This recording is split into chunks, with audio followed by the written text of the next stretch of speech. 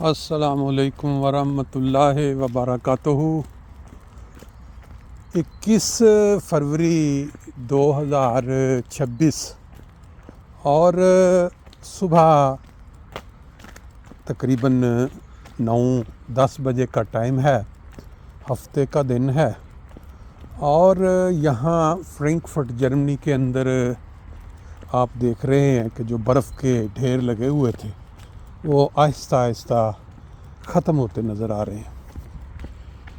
دنیا میں اس وقت جتنی زیادہ ترقی اور مال کی دوڑ جاری ہے، اس کے ساتھ ساتھ جو اخلاقی اقدار ہیں وہ اتنی تیزی سے نیچے گرتی جا رہی ہیں۔ ظلم اور زیادتی ایک انسان جو دوسروں پہ کر سکتا ہے، اس کی ایسی ایسی مثالیں مل رہی ہیں جو کبھی ہم نے آج تک تاریخ میں نہیں سنی تھی۔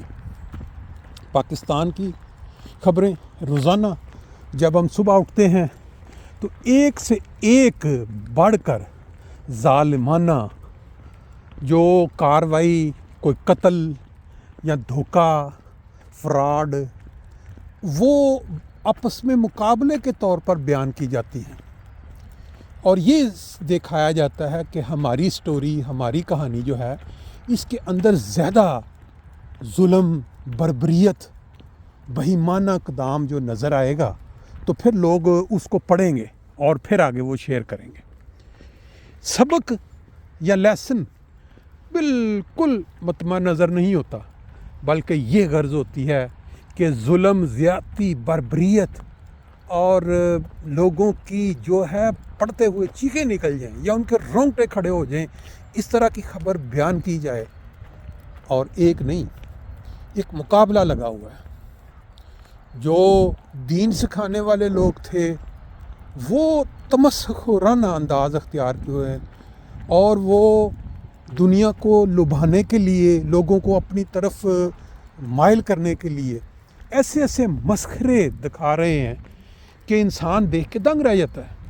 وہ بیماریاں جو آج کی سائنس بھی نہیں کور کر پا رہی لوگ، ان کو وہ لوگوں کے سامنے کیمروں کے ذریعے ہاتھ لگا کے ٹھیک ہوتا ہوئے اس طرح دکھاتے ہیں کہ وہ جو جاہل لوگ ہیں، جن کے علم میں نہیں ہے کہ یہ ممکن، وہ اس سے اتنے زیادہ متاثر ہوتے ہیں اور بوریا بستر لے کے، فیملیاں لے کے اس طرف اٹھ کھڑے ہوتے ہیں، اور حکومت اور ادارے بالکل خاموش۔ ان کو پتہ ہے کہ یہ بندہ جھوٹ بول رہا ہے، ان کو پتہ ہے کہ یہ تمسخر کر رہا ہے۔ وہ جو سرکس نہیں لگتی مختلف جگہوں پہ، تو اس کے اندر مداری ہوتے ہیں جو مداری کر کے لوگوں کو لبھاتے ہیں اور لوگ ٹکٹیں دے کے جاتے ہیں۔ بالکل سیم وہی کام، لیکن یہ ہے حکومت بھی اور ادارے بھی خاموش ہیں، چل رہی دنیا۔ پھر ظلم کی انتہا ایسی ایسی، ابھی آج ہی خبر نظر سے گزری کہ ایک آدمی جس کو لت لگ گئی آسان طریقے سے پیسہ بنانے کی، خواہ اس کے لیے انسانوں کی گردنیں بھی کاٹنی پڑیں۔ وہ شخص پہلے ایک 13 سالہ بچے کو، وہ جب جا رہا ہے، اس کے باپ نے اس کو دیا ہے ایک لہنگا کہ وہ جا کے تو ایک اس سے آرڈر دینے والے کو پہنچا دے۔ لاکھوں کا لہنگا ہے، وہ پیچھے، وہ کیونکہ وہ بھی خود بھی اسی فیلڈ سے تھا، وہ بچے کے پیچھے گیا ہے۔ جب ایک ویران جگہ پہنچی، اس کو قتل کر کے وہ اٹھایا، جا کے بیچ دیا۔ پھر اس کو جو لت لگ گئی پیسہ اس طرح سے بننے کی، پھر اس نے اپنے ہی علاقے میں ایک کام کرنے والے کی بیوی اور کو ورگلایا، پیسے کا لالچ دیا، یا اس کی مدد کرنے کے لیے اس کو موٹر سائیکل پہ بٹھا کے جاتے ہوئے جب اس کی نظر پڑی اس کے سونے پہ، اس کی بالیوں پہ، اس کے گہنے پہ، تو اس نے اس کو جا کے راستے میں ایک نہر کے کنارے اتارا اور قتل اس طرح کیا کہ پہلے ناک بھی کاٹ لیا، بجائے اس کے کہ وہ ناک سے اتارتا، اس کی وہ جو ناک میں ہوتی ڈالی، یا پھر اس نے کانوں میں ڈالی بالیاں کھینچنے کے لیے، اس نے اس کے کان بھی کاٹے، اور بچے سامنے دیکھ رہے تھے۔ بچوں کو جب یہ دیکھ کے رونا آیا یا انہوں نے شور ڈالا تو بچوں کو بھی اس نے قتل کر دیا، ایک کو وہاں پھینک دیا نہر میں، ایک کا گلا دبا دیا، اور سکون کے ساتھ پولیس کو اطلاع دی کہ اس طرح یہاں لاشیں پڑی ہوئی ہیں اور میری نظر پڑی ہے۔ تو وہ پولیس بھی پہنچی، حیران، یہ مطلب کہ انجان سا ایک بندے نے اطلاع دی ہے، اور یہ بہرحال لاشوں کو، یہ 2-3 سال گزر گئے، اور اس بندے کو جو جس کی بیوی تھی بھی اطلاع دی، اسی بندے نے فون کر کے بتایا کہ بھئی، لیکن پتہ نہیں ایک نظام ہے اللہ تعالیٰ کا کہ جو بندہ کبھی کوئی جرم کرتا ہے روز قیامت تو اللہ نے وہ پکڑنا، لیکن اس دنیا میں بھی بعض جرم پکڑے جاتے ہیں اور ان کی سزا.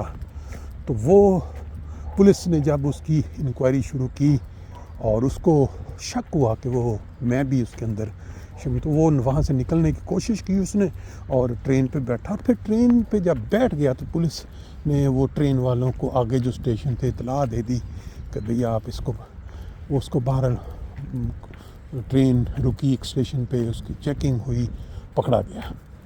اب اس کا انجام کیا ہوا کہ اس کو پولیس نے پکڑ کے جب اپنا لے جا رہے تھے، جو اخباری رپورٹ کے مطابق جو سچ جیسا کہ آج کل یہاں چل رہا ہے، تو اس نے پولیس پہ حملہ کر دیا اور پولیس نے پھر اس کا علاج کر کے اس کو پہنچا دیا جہاں اس کو پہنچانا تھا.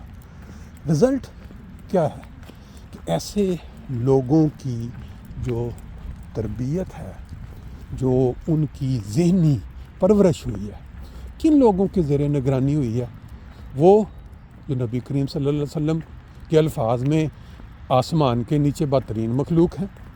ان کا نمونہ، ان کے جو وعظ و نصیحت وہ ساری کی ساری آپ کے سامنے ہے. ان کی جو حرکتیں ہیں مساجد میں یا ڈرائنگ رومز میں یا مدرسوں میں، یہ ساری کی ساری آپ کے سامنے ہے.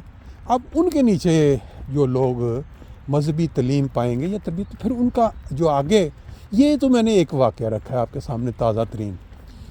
اس طرح کے ہزاروں واقعات ہیں کہ جو عورتیں ہیں وہ اپنے خاوندوں کے رویوں سے تنگ آ کے کسی اور طرف متوجہ ہو گئیں، بچے بھی چھوڑ کے چلی گئیں، اور جب اس نے ڈیمانڈ کی کہ بچے جو ہیں وہ بعد میں تنگ کریں گے، بچوں کو اپنے ہاتھوں سے قتل کر دیا. اور پھر جب پکڑے گئے تو دونوں خاندان رل گئے. سکی دوستیں، بچپن کی سہیلیاں بڑی ہو گئیں، اللہ تعالیٰ نے ان کو مال دے دیا، کوئی ڈاکٹر بن گئی، کوئی ٹیچر بن گئی. اور وہ جب مال سامنے آیا، ایک نے دوسری کو رکھوایا عارضی طور پہ سونا.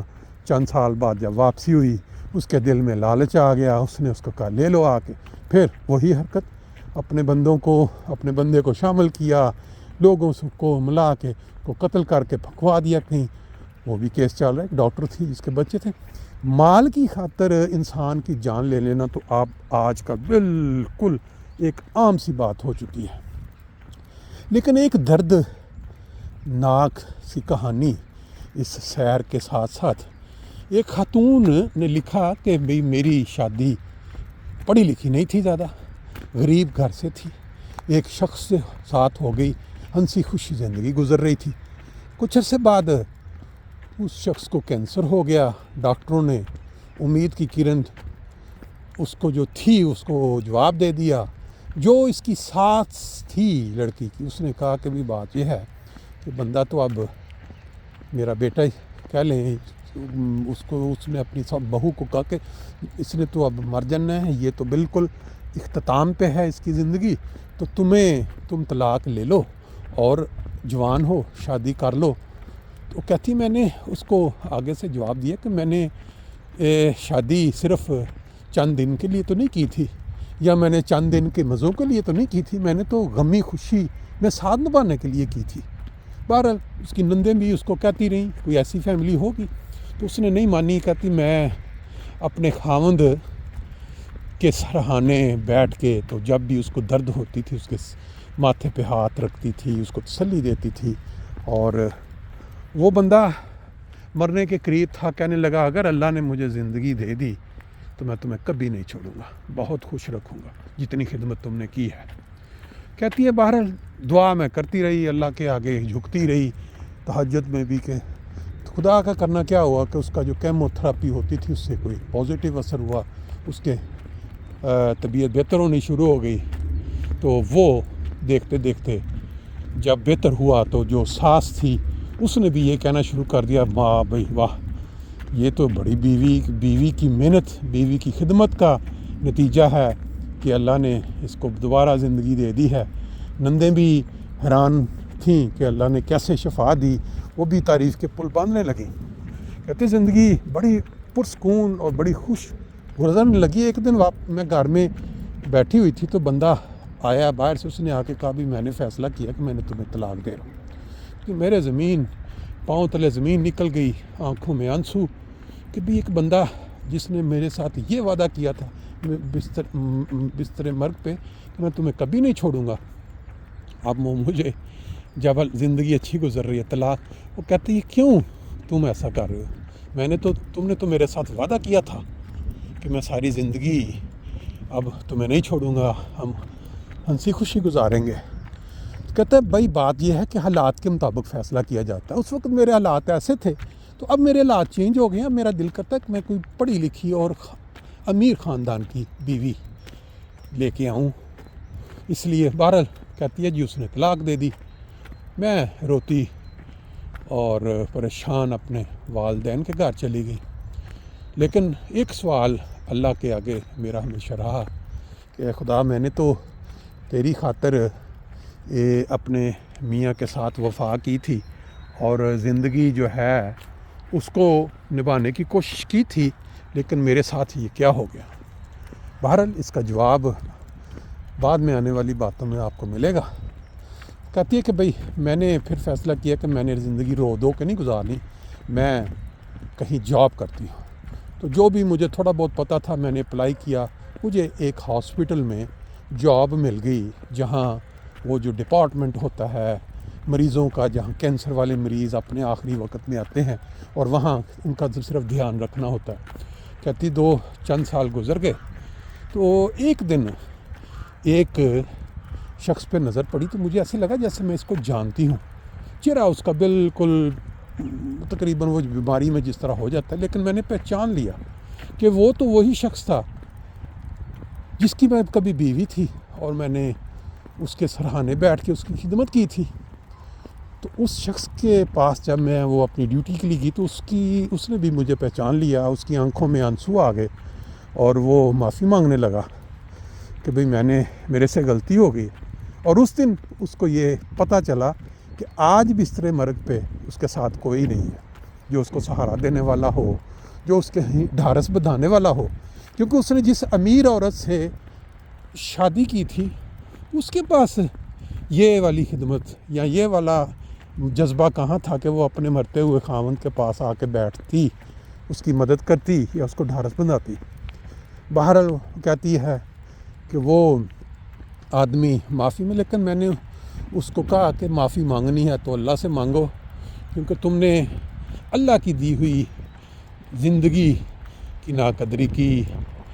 तो वो तो अपने अंजाम को पहुंच गया।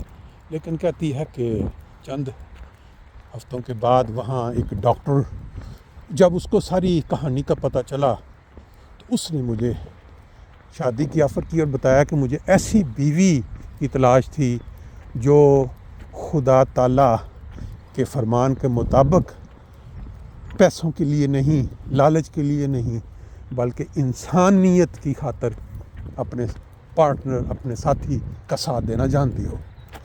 तो वो मुझे रिश्ता आया, मंजूर कर लिया गया वालिदैन, और मेरी शादी हो गई और हंसी खुशी फिर हमारी जो ज़िंदगी है वो गुजरनी शुरू हो गई।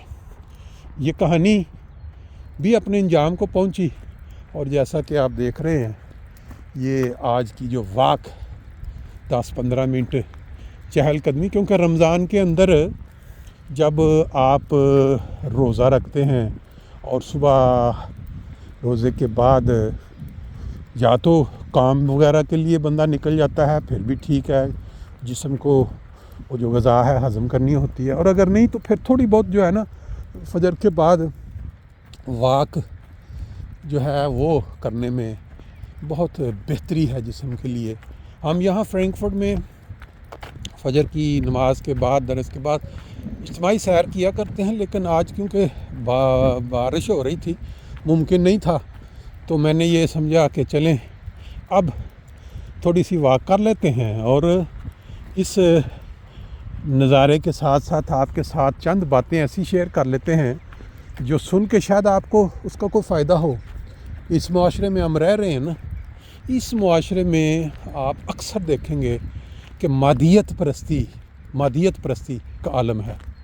اور یہاں تو ایسے ایسے قانون بن رہے ہیں کہ انسان دنگ رہ جاتا ہے. ابھی کل کی عدالت میں تھا کہ بحث ہو رہی ہے پارلیمنٹ میں کہ جو بچے ایسی عورتوں کے جو بچے جو بعد میں کسی مرد کو اپنا جیون ساتھی بنا لیتی ہیں پیپروں میں، یعنی خاوند کا درجہ، تو وہ بچے بیسیکلی ان کے ساتھ اٹیچ ہو جاتے ہیں کہ یہ ان کے بچے ہیں. لیکن بحث یہ چل رہی ہے کہ وہ بچے اب جس مرد کے ساتھ سے پیدا ہوئے ہیں اس کو بھی یہ رائٹ ہونا چاہیے کہ وہ اصل میں ان کا باپ ہے.